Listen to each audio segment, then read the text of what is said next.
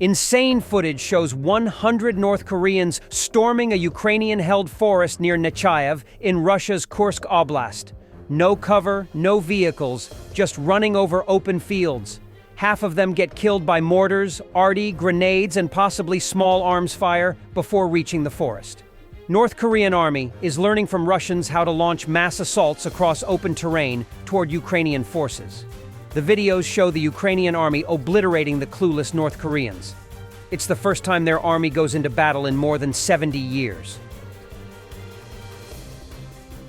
Detailed information regarding North Korean soldiers in Plekovo, Kursk region, from Ukrainian journalist Saplenko. They attacked in waves with superior forces, about 500 infantry, and suffered significant losses. In Plekhov, in the Kursk region, North Korean troops managed to take the settlement on December 7th, solely due to the scale of their infantry attacks and massive losses. In the video above this post, North Korean soldiers are seen fleeing from Plekhov after Ukrainian fighters repelled the first wave of attacks. But then came the second and third waves.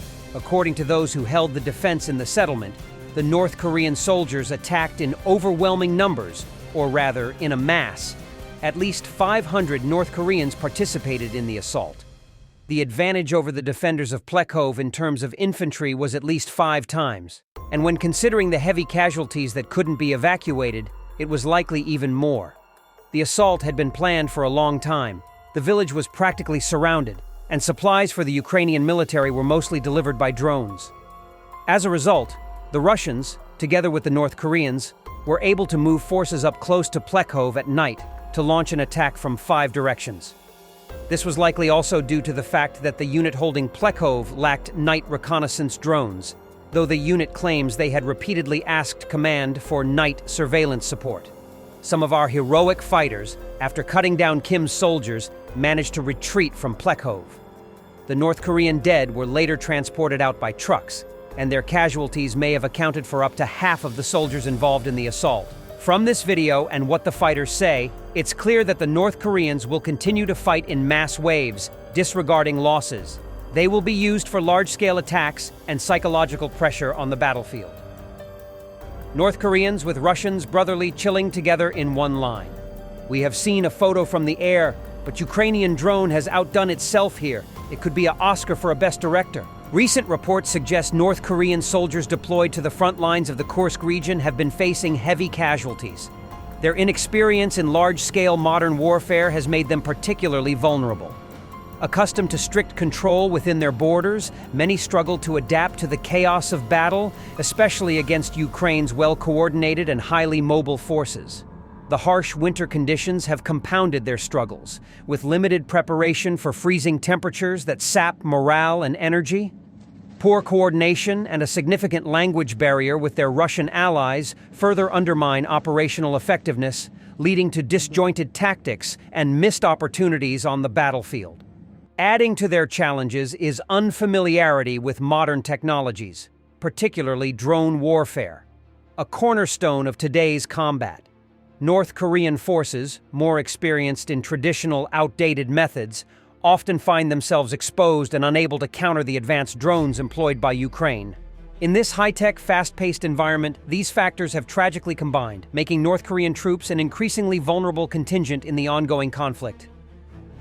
And before we proceed, we have some breaking news. Reports are coming in that Steven Seagal has reportedly eaten an entire battalion of North Koreans in the Kursk region. A sad bastard from the 83rd of the Garbage Bag Brigade complains about Koreans who don't know how to put wheels on Kamaz. Greetings to my fellow countrymen, Kosa and Shaitan.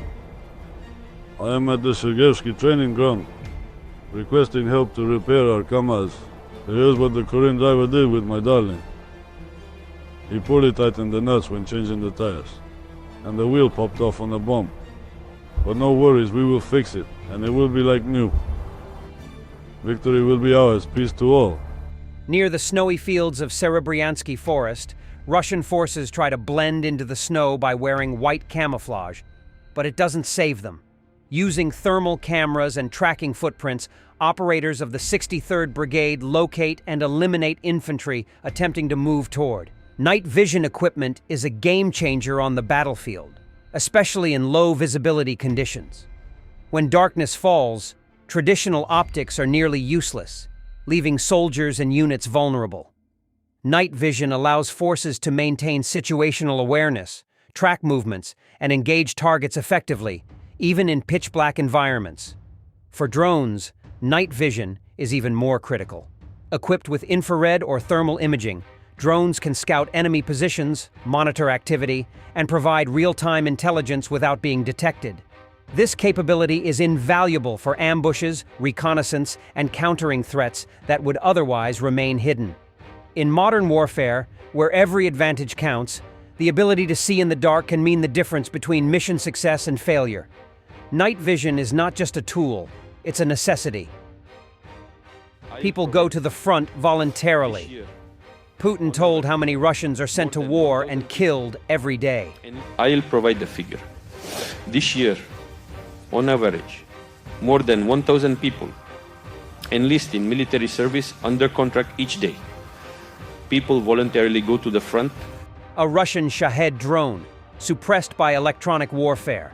Lately, lots of them are being suppressed by such countermeasures.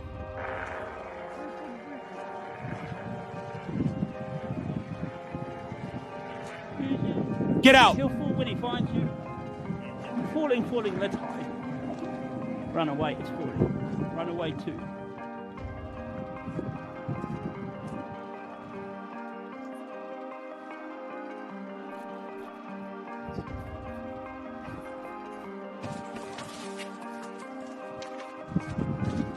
In the field, in the field.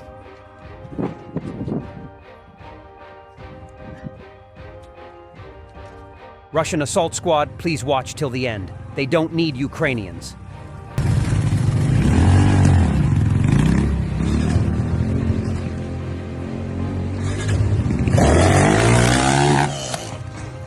Pope Francis prayed not only for Ukrainians, but also for Russians, calling them brothers, cousins, and urging for understanding. War is always a defeat. Peace to the whole world. And for the end, an absolutely huge explosion after Israeli airstrikes hit a weapons depot near the city of Tartus in Syria.